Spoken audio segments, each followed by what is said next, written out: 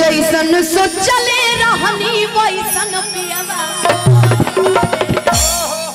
सुनले बड़ा सभी लोग सुने नहीं गाना कि बिना तरैन के चांद ना होला,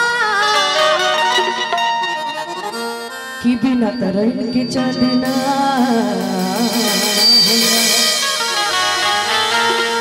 कि बिना तरैन के चांद ना होला, कि बिना सूरज के घाम ना होला।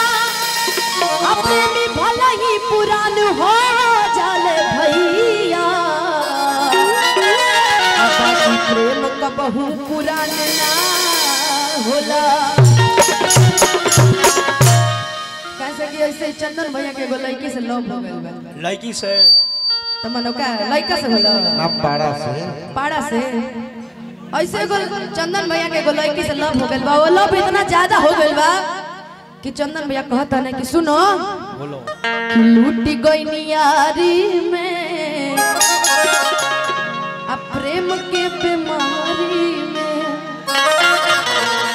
आ तू तो भुलाई गईला अरे यार दुनियादारी में, कि नैन छुरी से कटारी हो गए दुनिया प्रेम के पुजारी हो गए। आ जब केहू केहू के नजरिया में जाके बस जाला तो बुझा कि प्रेम के बीमारी हो गए। कि सनहिया लगावल बहुत बात नजरिया छोड़ावल बहुत बात हो।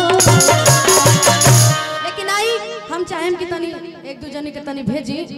हाँ टिंकू जी तनी भेजी होने से छोड़ी धुआं कि लूटी गई यारी में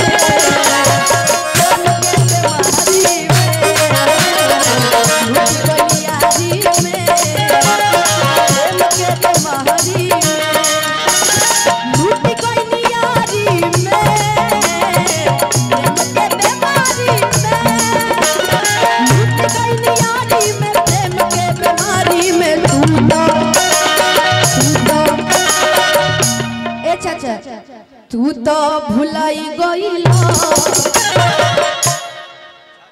पड़ोसन के दुकान दहरी में, तू तो भुलाई गईला दुनिया दहरी में।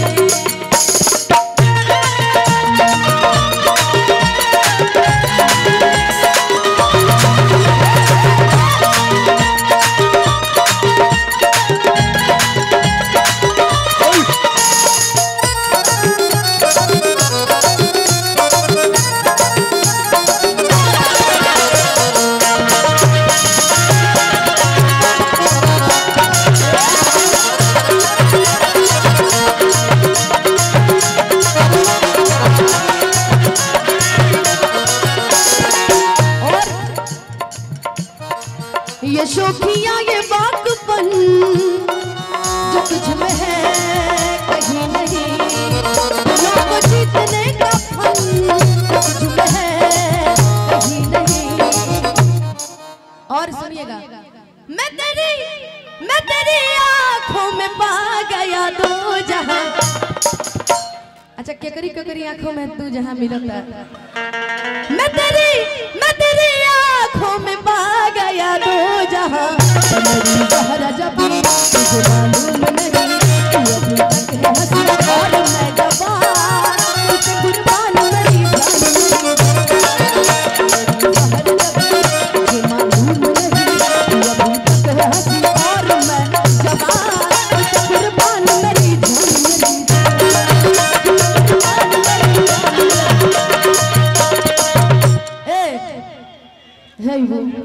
अरे वो का नाम हो? ये लोग ले आओ पहले परिचय। पूजा कि पूजा बाबा दल गईले। अरे वो का नाम हो? बुलबुल। बुलबुल बुलबुल पे कोनो गाना आई तो बाद में बता दे। बुलबुल रहे दी अब रुक जाई कि जब नैना चार हो गई हरिया चक्के में प्यार हो गई, कि कौना देवता के गढ़ल सवारल हो हमरा खातिर जमी पे उतारल हो। कि तोहर अखिया बकैले चंदन